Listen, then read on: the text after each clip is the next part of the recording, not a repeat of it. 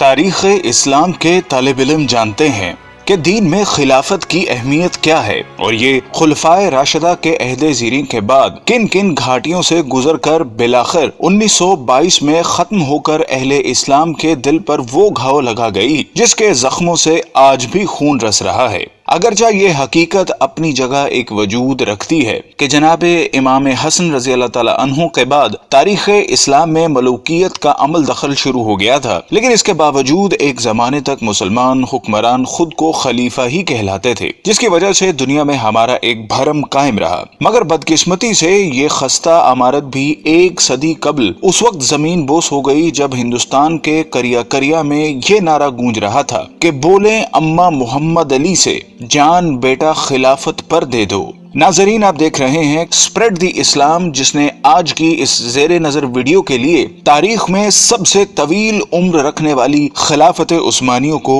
اپنا موضوع سخن بنایا ہے، جس میں اس عہد کے سرسری جائزے کے ساتھ ساتھ اس معاہدے کا بھی خاص طور پر تذکرہ کیا جائے گا جو کہ اس کے خاتمے کے وقت اتحادی قوتوں اور اس کے شکست خوردہ حکمران کے درمیان طے ہوا تھا، جس کی عمر 100 سال مقرر کی گئی تھی، اور ہم جانتے ہیں کہ یہ مدت آئندہ سالوں میں ختم ہو جانے والی ہے، جس کے بعد نہ صرف عالم اسلام بلکہ پوری دنیا میں ایک بہت بڑی تبدیلی کے مواقع موجود ہیں۔ لیکن اصل موضوع کی جانب بڑھنے سے قبل ہمارے اس قافلہ تحقیق و جستجو میں نئے شامل ہونے والے ساتھیوں سے درخواست ہے کہ وہ پہلے چینل کو سبسکرائب کر کے ساتھ موجود گھنٹی کی علامت کو بھی دبا دیں تاکہ اسی نوع کی ہماری دیگر ویڈیوز بھی ایک خودکار نظام کے ذریعے آپ تک پہنچتی رہیں۔ معزز ناظرین، بنو امیہ کی حکومت کے خاتمے کے بعد 132 ہجری میں خلافت بنو عباس کا قیام عمل میں آیا، جو کہ قریب 5 صدیوں تک قائم رہی، اور اس زمانے میں بغداد نہ صرف علم و حکمت کا گھر تصور ہوتا تھا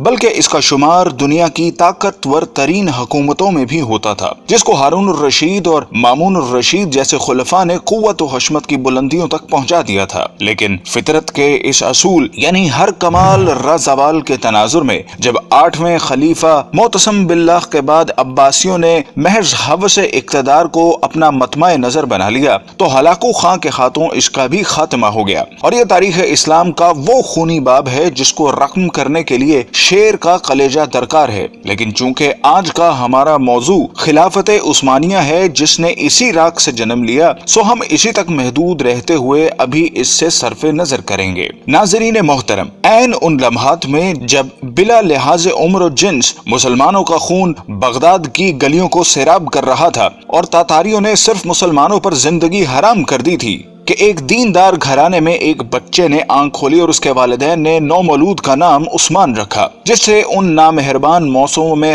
ہر ممکن حد تک اچھی تربیت کی گئی، اور جب وہ جوانی کی حدود میں پہنچا تو اس نے اپنا روحانی تعلق ایک درویش خدا مست سے قائم کر لیا، اور پھر ایک دن اس نے خواب دیکھا کہ اس کے مرشد کے سینے سے ایک چاند نکل کر اس پر سایہ فگن ہو گیا ہے۔ ساتھ ہی اس نے دیکھا کہ اس کے قدموں سے ایک درخت نے جنم لیا جو دیکھتے ہی دیکھتے نہ صرف جوان ہو گیا بلکہ اس کی شاخوں نے دنیا کے ایک بہت بڑے حصے کو بھی اپنی لپیٹ میں لے لیا ہے، اور اسی کی کوکھ سے اس نے 4 دریاؤں اور 4 پہاڑوں کو بھی نکلتے دیکھا۔ خواب سے بیداری کے بعد جب عثمان نے یہ خواب اپنے پیر و مرشد کے سامنے بیان کیا تو انہوں نے کہا، مبارک ہو، اللہ نے تمہیں اور تمہاری اولاد کو اپنے دین کے لیے چن لیا ہے۔ ناظرین گرامی، یہ 1299 کا سال تھا جب فطرت نے عثمان کو دولت عثمانیہ قائم کرنے کی قوت بخشی۔ یہ نوزائندہ اسلامی مملکت اس بازنطینی حکومت کے پڑوس میں قائم ہوئی جس کو آج ہم اہل روم کی حکومت سے موسوم کرتے ہیں۔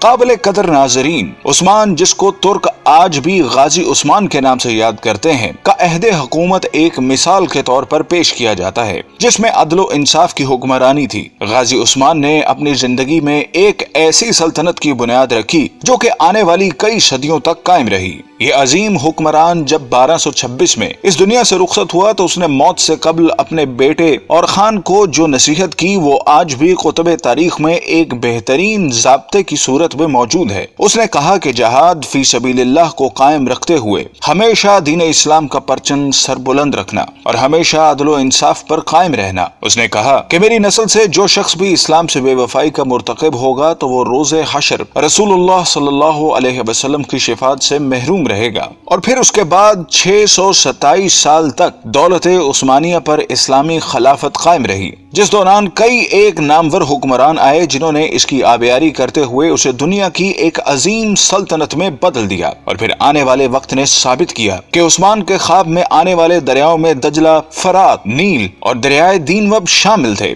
جبکہ پہاڑوں میں کوہ طور، کوہ بلقان، کوہ کاف اور کوہ اطلس تھے جو کہ بعد ازاں اس کی قلم روح کا حصہ بنے۔ ناظرین گرامی، جیسا کہ ہم نے عرض کیا کہ 1922 میں اس وقت خلافت عثمانیہ کو ایک بین الاقوامی معاہدے کی روح سے ختم کر دیا گیا، جس کے بعد اسلامی حکومتی مرکز کی چھتری سے نکل کر علیحدہ علیحدہ تشخص کی حامل ہو گئیں۔ لیکن ہم میں سے بہت کم لوگ ایسے ہیں جو اس معاہدے کے بارے میں آگاہ ہوں، جن کی تفصیلات ہم آپ کے سامنے رکھ رہے ہیں، جن کو جاننے کے بعد ہمیں امید ہے کہ آپ دنیا کے موجودہ حالات اور اس میں عالم اسلام کے حالت زار کے بارے میں بہتر تجزیہ کر سکیں گے۔ جب پہلی جنگ عظیم کے بعد ترکوں کو شکست فاش کا سامنا کرنا پڑا تو اس کے بعد اتحادی ممالک جن میں برطانیہ اور فرانس جیسی قوتیں شامل تھیں نے ترک سلطان سے معاہدے میں یہ شرطیں بنوائیں جن کے مطابق سلطان کی تمام ذاتی املاک کو ضبط کر لیا گیا، خلافت عثمانیہ جو کہ 3 بر اعظموں پر پھیلی تھی کو توڑ دیا گیا، اور آپ اس کی وسعت کا اندازہ لگانا چاہیں تو حیران رہ جائیں گے کہ اس کو توڑنے کے بعد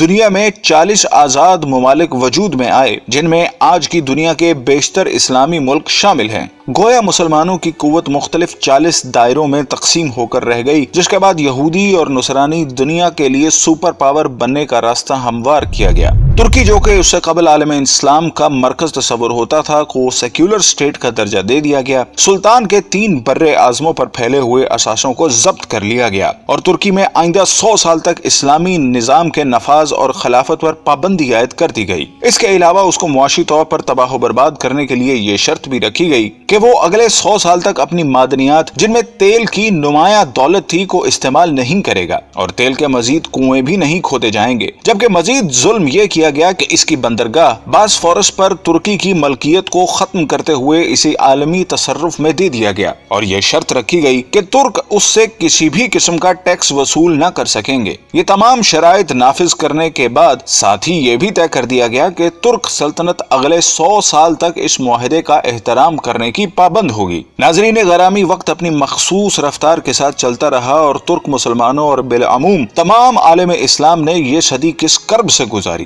اگر اس داستان خون رنگ کو لکھنے کی جسارت کی جائے تو ظاہر ہے ایک پوری کتاب کی ضرورت پڑے گی، لیکن یہ عہد پرآشوب اپنی تمام تر حشر سامانیوں کے ساتھ اب اپنی آخری سانسیں لے رہا ہے، اور اب مزید کچھ سال بعد ترکی اس معاہدے سے آزاد ہونے والا ہے جس نے 100 سال تک اس کی آزادی کو اس سے چھینے رکھا۔ لیکن جو وقت قریب آ رہا ہے تو اسلام مخالف قوتوں کی راتوں کی نیند میں خلل آنے لگا ہے کہ اس معاہدے کے بعد دنیا میں ایک بار پھر نئے دور کا آغاز ہونے والا ہے، جس کی طاقتور شہادتیں ترکی کی موجودہ قیادت جو کہ مرد حر طیب اردغان کا قول و عمل دے رہا ہے۔ ہر چند کے گزشتہ ایک صدی میں ترکی کو اسلام سے دور رکھنے کی ہر ممکنہ کوشش کی گئی، لیکن اس کے باوجود حالات گواہی دے رہے ہیں کہ وہ چنگاری جس کو اغیار نے اپنی مکاری سے دبانے کی سرتوڑ کوششیں کی، وہ ایک بار پھر شعلہ بننے کے لیے بےتاب ہیں۔ بلکہ اگر طیب اردغان کے طرز عمل پر ذرا سا بھی غور کریں تو یہ بات کھل کر سامنے آتی ہے کہ برما کا معاملہ ہو یا کشمیر کا مسئلہ،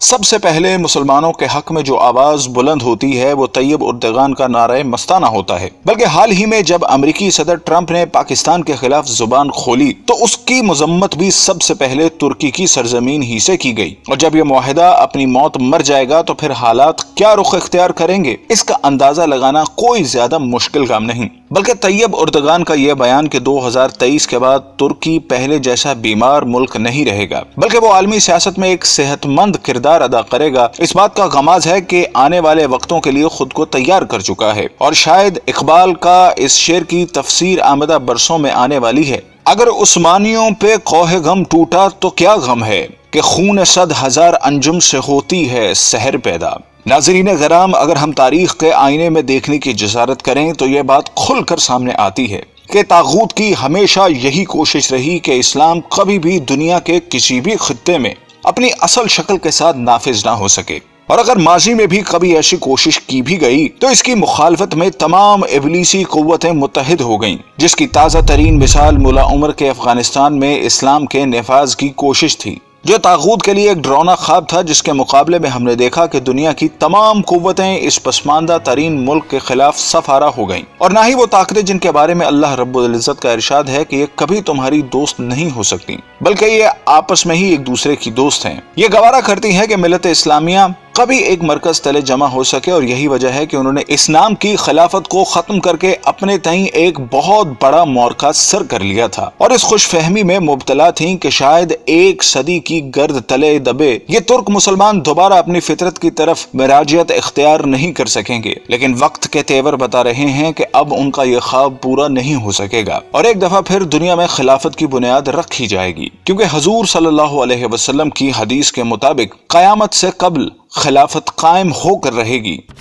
قال رسول اللہ صلی اللہ علیہ وسلم تکون النبوۃ فیکم ما شاء اللہ ان تکون، نبوت رہے گی تمہارے مابین مسلمانوں جب تک کہ اللہ چاہے گا کہ وہ رہے، یعنی میں رہوں گا۔ ثم یرفع اللہ اذا شاء یرفعها،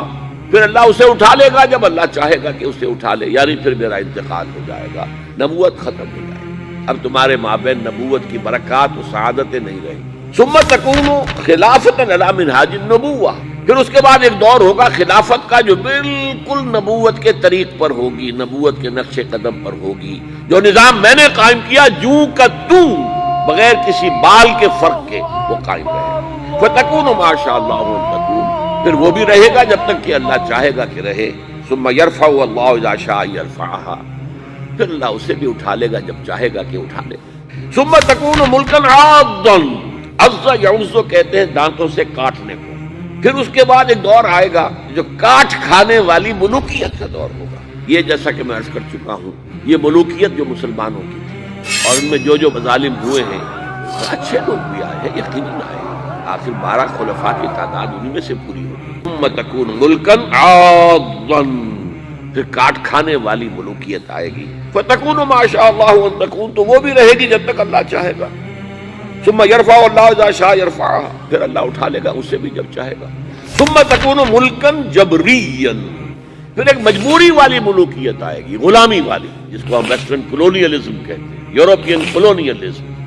کہیں انگریز ملکہ وکٹوریہ کے ہم غلام ہو گئے، کہیں جو ہے ہسپانوی آ گئے، کہیں پر اطالوی آ گئے، کہیں پر فرانسیسی آ گئے، کہیں پر ولندیزی آ گئے، کہیں پر پرتگیزی آ گئے، اس طرح سے پورا عالم اسلام گرفت میں آ کے ساتھ۔ ثم تکون ملکا جبریا فتکون ما شاء اللہ ان تکون، پھر وہ بھی رہے گا جب تک کہ اللہ چاہے گا۔ ثم یرفع اللہ اذا شاء یرفع، پھر اللہ اسے بھی اٹھا لے گا جب چاہے گا کہ اٹھا لے۔ ثم تکون خلافت علی منہاج النبوہ، پھر آئے گا ایک دور خلافت علی منہاج النبوہ کا۔ ثم سکت النبی صلی اللہ علیہ وسلم، اس کے بعد خاموش ہو گئے حضور۔ تاریخ انسانی کا یہ آخری دور ہوگا۔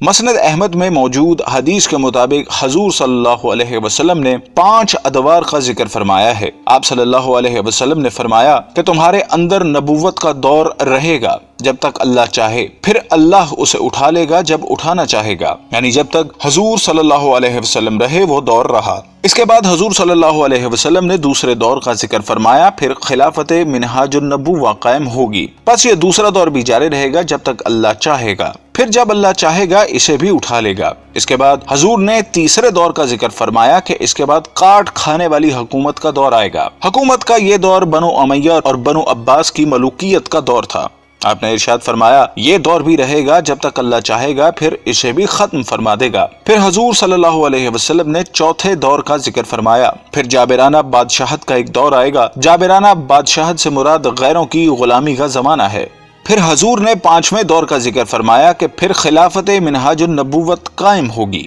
यानी फिर पहले ही की तरह खिलाफत का दौर आएगा जो नबूवत के नक्शे पर ही कायम होगा। हमारा ईमान है कि वो दौर लाजमन आएगा जिसकी खबर हुजूर ने दे दी है कि आप सल्लल्लाहु अलैहि वसल्लम सच्चे हैं और आपकी खबर कभी गलत नहीं हो सकती। नाज़रीन गिराम, खिलाफत उस्मानिया की सरजमीन पर तैयब अर्दगान जैसी शख्सियत की मौजूदगी इस बात की दलालत कर रही है कि शायद आने वाला वक्त एक दफा फिर इस उम्मत को एक झंडे तले जमा करने के लिए अपनी चाल चल चुका है। हमारी दुआ है कि खुदा वो वक्त जल्दी लाए कि उम्मत के इन जरखेज और मुकद्दर दिमागों के अंदर वो एहसास ज़िया जन्म ले सके जो कि इत्तेहाद उम्मत के रास्तों का नकीब बन सके। आमीन।